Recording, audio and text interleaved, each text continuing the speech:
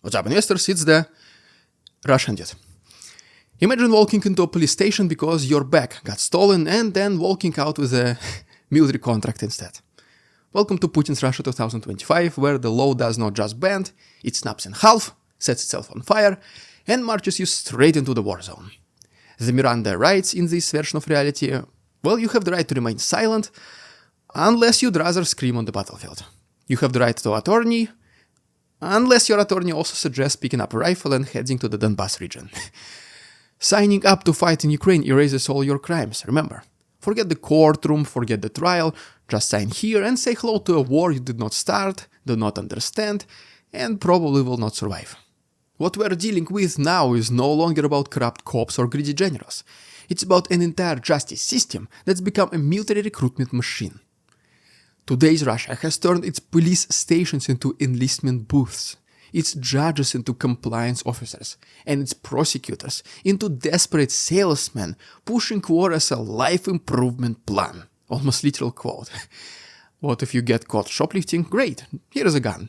You drive drunk? Perfect, we've got a trench with your name on it. It's literally state coercion with a bonus attached. Once again, quite literally. Something is about to happen. You can feel the tension in the air so thick you can cut it with a knife. More and more people are being grabbed by the system and sent to Ukraine to fight. Most of them are not even close to be volunteers.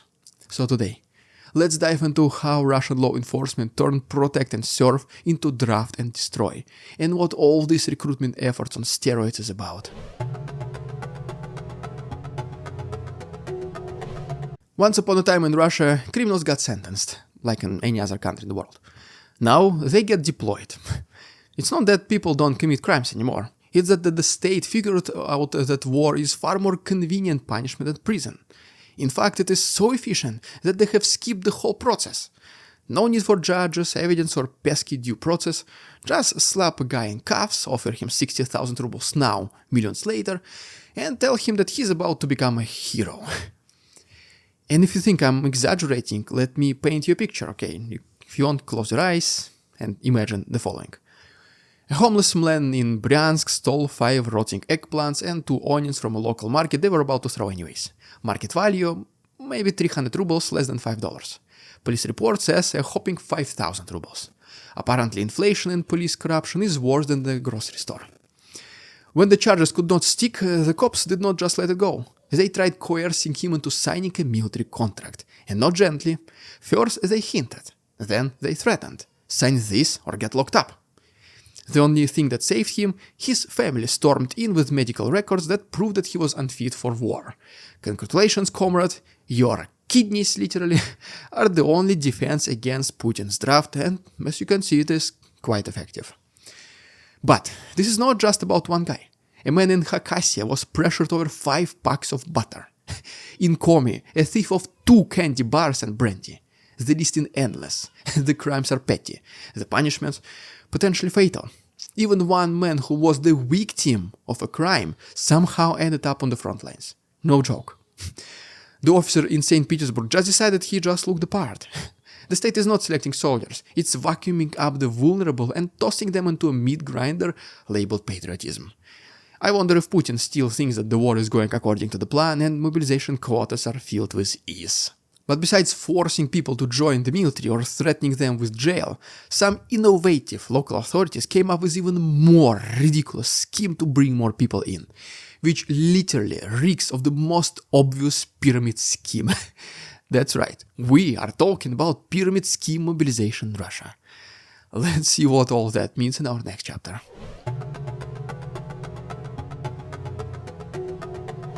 Police work in Russia used to mean gathering evidence. Now it means gathering bodies. Welcome to the draft referral program. Bring a friend, get paid. Your friend brings another friend, you get a cut of his bonus as well. Sounds awfully familiar, right? Every soldier recruited from the gutter, that's a paycheck. In some regions 15 to 60,000 rubles per recruits. That's not a salary, that's a bounty. In Kaluga, a police officer outright said it. They would have died within a year anyways. Alcoholics, drug addicts, homeless. So why not just send them to a fight? And so under this logic, why not speed things up and get paid in the process? Think of it like a twisted version of Herbalife. Your superior officer tells you to find prospects. You cruise the streets, pick up some guy with half-empty vodka bottle, and pitch him a business opportunity of a lifetime. Only instead of promising him a passive income, you offer him a second chance. That if he agrees to die for the country, of course. But you can ignore this part, obviously. If he doesn't ask, don't tell. The less he knows, the better. Some people make the pitch at the train stations, others do in the kitchens, like saying bro, you just smoke your dope. You know it's illegal, right? How about now dying for your homeland? It's not even coercion anymore, it's marketing. The pipeline is simple.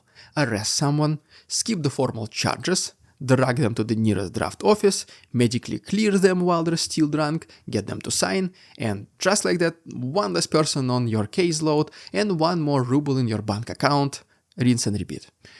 Except when it doesn't work. Sometimes the recruit gets rejected by doctors, sometimes they change their minds, sometimes, God forbid, they survive and come back angry. Worst case scenario. And that is the part the police are starting to sweat about. Because when you force someone into war, there is a chance they survive. And if they do, they might remember exactly who sent them to the front lines. One officer already got a message from a soldier in training, loud and clear, which basically went as following. When I get out, I am bringing a grenade straight to your desk. Did the policeman laugh it off? Yes, sure, but not because he was not serious. Because the odds of survival are slim. The whole system is gambling that its victims never return, and that's why they feel no problems doing this. Does this thing just happen in a couple small towns even Russians themselves don't know the names of? Or is this spreading nationwide like the most attractive get-rich-quick scheme? Let's try to answer this question in our next chapter.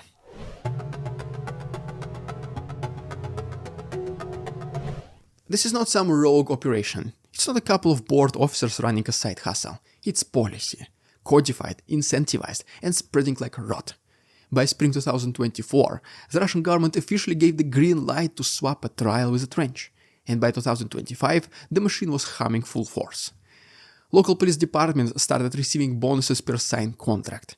In some places, it is a direct cash reward. In others, it's baked into performance targets. Meet your quota, get promoted. Fail to meet it, get reassigned.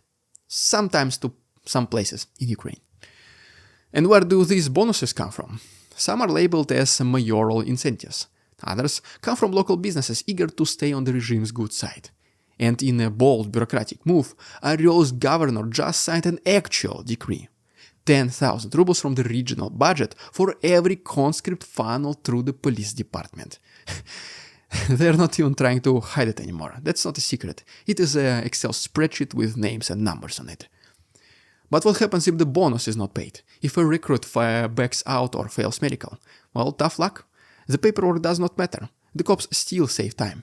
Because let's face it, it's easier to throw someone in a van and send them to the barracks than to build a whole criminal case, prosecute and see to the end of it.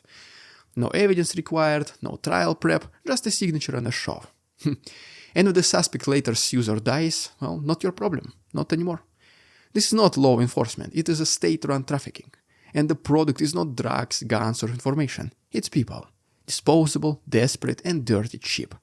All in the name of keeping recruitment numbers up while pretending that the war effort still has public support.